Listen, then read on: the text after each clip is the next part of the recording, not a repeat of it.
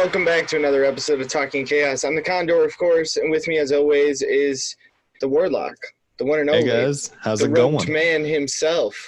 And we have a special guest this episode. He's a dear friend of mine. We brought in the Master, Kremple. Hello. The Kremple has spoken. We're going to be doing an interesting episode this week, I think. We're going to try and talk about funny. What is funny, what funny means, how we get there. Humor. Yeah, like whether it's better and worse to have a thick skin. Some people think we're in a political correctness community right now. We might shed some light on that a little bit, but we would like to thank the patrons real quick. Absolutely. Patrons this month are Mike S., Stacy M., and Allie S., if I'm correct. I believe there's also a Chelsea B as well. Yeah, but I don't think she pays us enough money to be credited as one of the... No. She's still a patron. She just doesn't have the $10 tier of the whole full Bush era. Right. She isn't responsible for the creation of the Bush. Well, Chelsea, either way, we appreciate your contribution. We're not trying to take anything away from what you help us out with. So funny. Personally, I'm like super motivated by humor. When I try to develop new relationships with people, I try to explain to them ahead of time, like, I'm completely inappropriate. Like, to the utmost degree. It's real bad. I make jokes at funerals. I make inappropriate jokes about genitalia all the time when I shouldn't. I'm like a 30-year-old, 12-year-old kid who hasn't quite reached puberty. Like, I totally don't give a fuck about what's being said. That's most men. I mean, if you make a dick joke, we're going to laugh about it. That's like standard man procedure. Yeah, but when you make a joke about sucking the dick in public, when other people can hear you at the Dollar General, like, that's off-putting to some. So my only thing with you is you tend, like, there have been times where you decided you were going to take the joke too far. And that's always been the issue between you and I. I don't fuck too far. There's no such thing as too far. Too far is when the laughter stops. And if it never started, does too far exist? Yes. I love laughter. It's one of my favorite medicines. I'm totally addicted to laughter in all forms, whether it's like a child laughing, an adult laughing at a really inappropriate joke, or an elderly person laughing at another elderly person because they forgot something. Duh. But I love it. Or it's the fantastic. sad chuckle you're used to. I just remember a time when, like,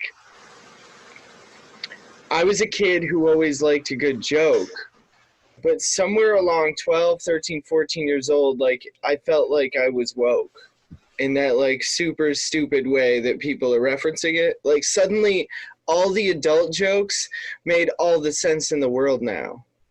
And I like could rewatch Finding Nemo and be like, oh, that's hilarious. Like, there's some fucked up shit in here.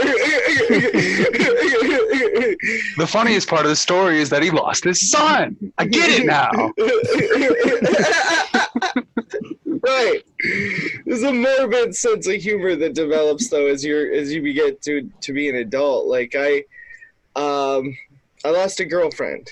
And one of the funniest things that I can think of that came out of that whole thing was that I looked at my mom in, like, the moment of total tears streaming down my face, and I was like, dating's going to be really unusual now. And she goes, why is that? I said, because my Tinder byline's going to read, last girlfriend murdered, not my fault. Oh, man. And I can't help but love that joke. It's completely fucked up. I think it is an important thing to say because, like, if you just try to bring that up casually on the first date, they're not going to believe you. Yeah, nobody would. No way, no. But, like, I remember humor getting me into trouble a lot in school. I was reminiscing with a friend recently that Fred and I both know pretty well. J-Mac. Okay. We got separated from each other in a classroom 3 different times for talking to each other all the time in that classroom. Yeah, Mrs. Lowndes, dude, was like, listen, you two, it's like the 4th time you need to just stop talking. Like, I'm trying to teach other people. I know you don't give a shit about what's going on. Look, guys, I understand you don't care about the lesson, but you need to shut the fuck up. So we need to separate you two again. Yeah, and I wasn't like a class clown per se. I just you tried to be. I got along with this guy sitting next to me for a while, and she didn't like how well we were getting on, and was like, "Listen, no, we can't have that." And it was me and him and Trenton Bailey. The 3 of us together like wreaked havoc on that class. I haven't heard that name in a long time. It was fucking awesome. He's a fantastic human being. But how do you think that we develop what we think is funny? Is it just social means? Like, we watch what other people laugh at and we just assume that that's what's okay? I mean, for me, I see laughter as an addictive thing. Like you see somebody else laughing and you're almost bound, like you feel almost, at least I do, feel almost obligated to laugh with them. Oh yeah. Unless it's absolutely something that's not funny. No, but even in circumstances where the thing that created the laughter in person A isn't funny, but because of how person A is laughing at it, I'm dying. Well, yeah, I mean, I find your laughter hilarious because your laugh is fucking ridiculous. I don't think that's not funny. We're not going to talk about my laugh and what it does to other people, okay? Because many a sexual evening has been ruined by me laughing at my own joke. Being like, no. I thought Connor was going to be like, I'd take down their pants, and I thought their vagina looked hilarious, and I would just bust out, and then that was it. She'd just leave, and I'd be like, where you going? That's never happened, but I'm not going to put it past me in the future. At least we know now. But that's the kind of shit I'm talking about. Like, some people do not think that kind of humor is funny at all. Like, oh, that's gross. Well, I disagree. I think most of us are gross, and that's the funniest bit, is that we don't know how to deal with how gross we are. There's definitely a male thing to make jokes when you shouldn't. Like, I don't know if this is abnormal, but have you guys ever been like making out with a girl and then just blowing in her mouth? Like, that's the funniest thing, and they always get mad. They always get mad. I had a girl that used to do that to me because I got mad. My wife still does that to me occasionally. It's hilarious. It's so funny. I just awesome. only regret not trying to blow their pussy up like a balloon. Actually, that can lead to bad things. We can talk about that offline. Fred has an insight on the damage you can do by blowing. We might save that for the full bush. There we go. Yeah, there we go. Yeah. If you want to hear Fred's medical insight on bush blowing,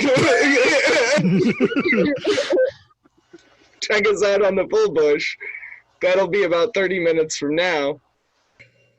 Cost you about $10 a month. check our Patreon. Patreon.com/talkingchaos. But what is... I want to laugh until I hurt, if possible. You want to laugh until the hurting stops? Is more what you're getting at? No, dude. I want my gut to burn. I want to have a headache from how much. You want to have the like ab workout laughing. Oh yeah. No, yeah. I want it to burn. in the best way. Like like the way it burns after great sex and like you want to see a doctor. That's dangerous sex. Dude, comedy is like great sex because sometimes you totally forget about that one-off thing you heard, which is like a one-night stand. And it didn't leave all that lasting of an impression, but it was nice for the moment. But there's some that like true loves, like jokes we've heard or instances, comedic moments in our lives, they'll last with us forever, just like a true love would. It's a very odd comparison, but it's totally true. There's jokes that the three of us probably have memorized because they've lasted that like, I don't know, whatever. I feel like you were starting to go on some buildup of some huge speech, and then suddenly you're like, "And I'm out." Like that was I was guessed terrible. out hard. You got 3/4 of the way. You got 3/4 of the way up the fucking hill, and then you ran out of gas and rolled your way back. Yep. Can we just call the truck Condor? was not enough. Can we just call him Shitty Sisyphus for the rest of the episode? The little engine that couldn't. Speaking of Sisyphus, we're gonna talk about something for a second. One of these guys, there's a bunch of philosophers apparently, to quote a handful, Plato, Aristotle, Hobbes, Descartes, and Baudelaire, all seem to unanimously agree that we were amused, and by we he means like humanity, that we're amused because we feel superior in some way. And I personally disagree entirely. Yeah, 100% disagree. If you talk to comedians who make fun of like who do racially charged humor and they do it really well, a lot of times I've heard a lot of comedians talk about being in a room with like really scary people and like them just ripping on them super hard and they love it. Like that doesn't, I don't think they feel superior in that moment. So there's something that I've actually experienced in this, and it's not me necessarily. It's actually my wife ripping on other people, and I'll give her credit to this. But like she'll make fun of somebody, but she'll make fun of somebody in such a way that they'll laugh about it, and then afterward, like it's one of those like what was it? Dane Cook Vicious Circle. All I can think of is the Tic Tac comment type shit, where like she'll make fun of somebody, and then afterward they'll be like they'll get home later on and be like, wait a minute. A mental grenade. That was shitty. She puts a mental time bomb in their head. Yeah. And it detonates later, leaving a lasting effect of incongruity and self-doubt. Yeah, like she'll just like make fun of like it'll be something funny, like literally funny, just like hilarious. And then afterwards the person will be like at their house and be like, wait a minute. The fuck did she mean by that? Yeah, I picture like a montage where like you hear music and then everyone's laughing and you see this person get in their car and they're still laughing. They're driving home, they're still laughing. They hang up their quote and they just go, should I be mad? Basically, yes. That is exactly what I get it. The exact same vision. Well, a couple other of these like psychology, philosophy types. Fucking philosophy lesson. Yeah. For half a second. No, I'm just mentioning a couple of dudes' opinions because Freud thought an interesting thing. He suggested that forbidden things are hilarious, and that's why we laugh. I agree with that. You think so? 100%, things dude. are hilarious. So you're all for the fact that like when maybe let me speculate on this based on what you just said, but you were the kind of kid that like at 8, 9, 10 years old thought porn was hilarious. No. Because I did. I just think that forbidden is funny. I think a lot of things are funny, but why do you think that they're funny is really what we're trying to get to. I don't know. I don't know. So as long as it's hilarious to you, you kind of go with it. Like, hey, I find this humorous, so we're going to go with it. I think that's a lot of it. Like, I think a lot of humor is based in your own history. Like, it's just going to be personal to you. your personal upbringing, your mom, dad, parental figures, those around you, the people that raised you. Yeah, maybe just your dad. You know? I didn't have a father bird. Like, it wasn't a good time. If you take me and Connor and combine us, you get like a functional family unit. My father bird. He was convinced that he was a penguin. Wait. Really, he was like a duck and he could fly free. But he's like, no, I'd rather be a penguin. I'm not going anywhere. And he kept trying to swim. It's a bad time. Wait a minute. When I turned you into a bird, did that fucking like do a like family line, like just turn everybody into a fucking bird? Because if that's the case, then shit, I gotta fucking figure that spell out. Yeah, dude, it was You really confused him. It fucked him up, man. Like, Connor's referring to his old self now. Oh man. I'm losing it. Fourth wall breaks. You guys need not know about rough bird times. Bird law will prevail. Not on your life. Back in the molting days. Right, yeah. We'll get there. Flight will happen again. We will fly free. So I like beating the shit out of the horse. Like, that's what my father actually used to say to me. He would just... I have this nagging voice, actually. Go in the back and beat the horse, No. He would call it beating a dead horse. Is you accomplish the goal of making people laugh. You don't need to try to just squeeze all the little drops of juice out of the lemon. And instead I'm like, no, let's fuck this horse up. I'm done with this lemon, Dad. We can zest this shit. Yeah, there's still things to be used. There's elements of this that are hilarious still. But that's my thing, is I'll like inappropriately beat the shit out of comedy until nobody's laughing. And then I love, like, usually it's like one person. And it's me. And that's when I know to stop. Like for me, I don't know it's hard to say what makes something funny, but I know the reason that I kind of started being funny was just growing up as like a little chub lord. It was like social grease. You know what I mean? I recently went to try and donate plasma because that's how well I'm doing in life right now. And while I was there, I was talking to my body. While I was there, I was talking to the lady who's trying to check me in, and there was like this poster of a girl in the back, and she had one of those things where there's like, you have too many teeth in your mouth, like, you know, it looks like that. And I just tried to make the joke like, hey, I think her name was Claire on the poster. I was like, hey, did Claire donate enough plasma to buy more room in her mouth? And she just looks at me like, the fuck did you say? That's one of the people that we donate our plasma to. I was just like, oh man. Like, Jesus, dude. You know. That's a lowbrow cut right there.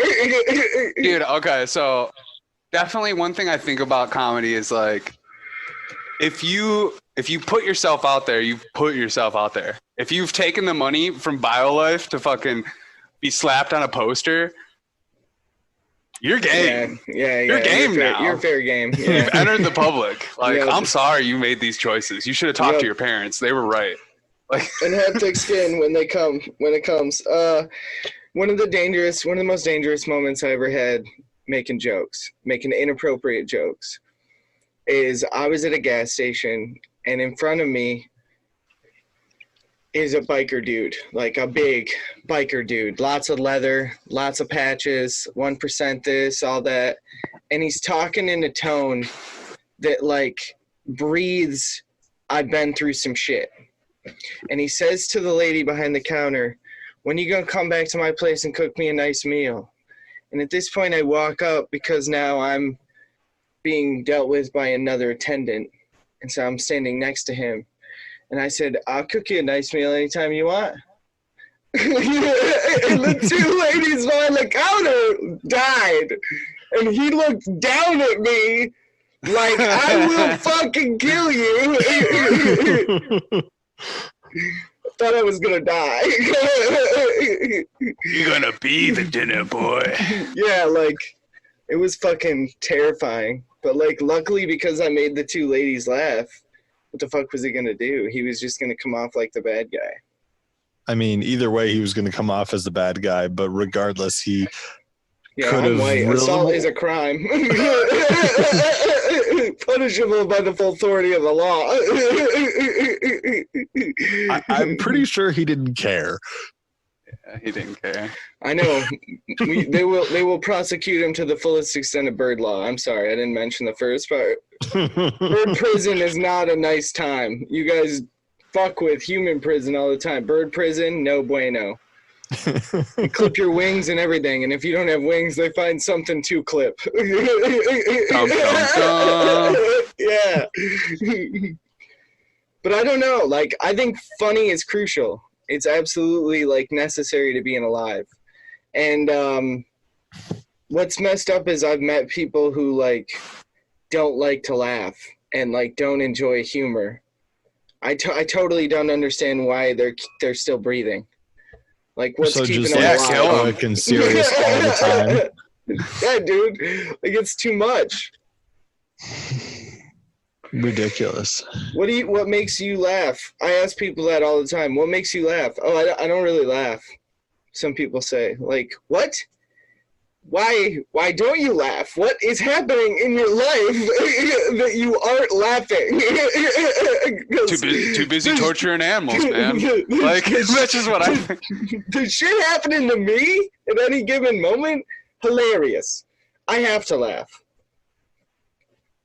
Being threatened by biker guys in a gas station like 5 blocks away from my house, I have to laugh. Otherwise, I cry. Or get your ass kicked. Because I'm afraid. I laugh out of fear. That's a total reaction that's inappropriate, right? I don't know. It's a way to, like, one-up someone, kind of. Because if, like, they're trying to make you feel fear, then it's like, I'm laughing at you now. Like that. Okay, I got robbed once. I think we talked about this on a episode, right? Did we talk about it? I was going to say, we've talked about it a couple of times. Yeah, go ahead. Okay, robbed at gunpoint. Dave, you and I were hanging out a lot around this time. Yeah, I was sleeping there sometimes. You're right, yeah. Totally effective marketing strategy, by the way, when you're working at a dispensary.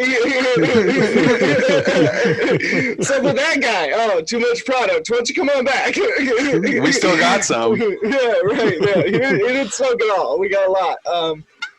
So, as the dude's robbing us, everything that we had in, as far as like herbal product, is in glass jars. It's not like laid out bud style on the counter. So he hands me like a fucking pillow sack and he goes, put it in there. And I start setting jars gently in the bag and he goes, no, dump them out. And I was like, for real? You just gonna have an amalgamation of different flavors? Like, you don't even want to keep them separated? Bro, you don't know what you're getting yourself into. I just remember, like, that being the moment that I looked down on this gentleman the most. It wasn't the robbery that had me convinced he was, like, misguided. It was that he was just, like, willing to, like, just let them all meld together in there. Like, you're gonna mix the super silver haze with the train wreck? Like, you're a madman. He's looking at you like, what, you never smoked linty weed before? Yeah, bro, like, that was fucking crazy. I was like, this is the most ghetto ass shit I've ever seen in my life. I think it'd be funny if when he pulled the gun out of his pocket, like a bunch of shake came out and he's like, I don't even know what a bag is.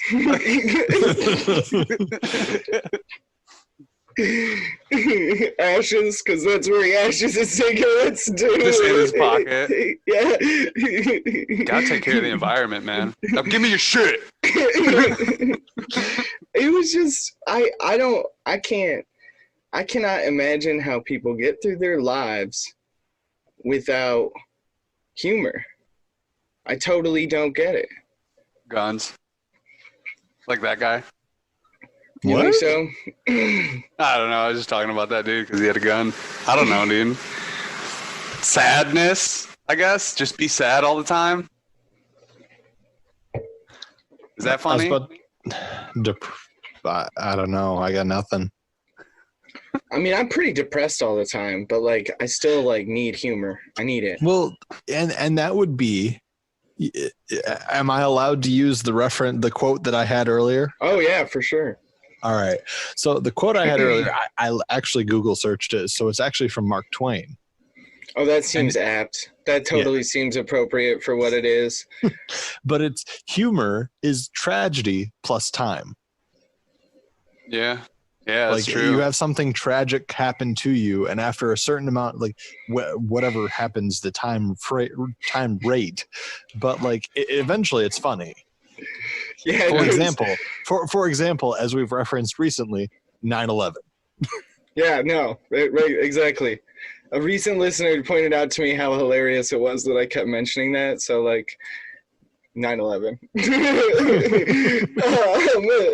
But I will say that and I'm sorry, Krempel, for not asking if I could bring this up ahead of time, but I'm just gonna do it and live with the punishment later.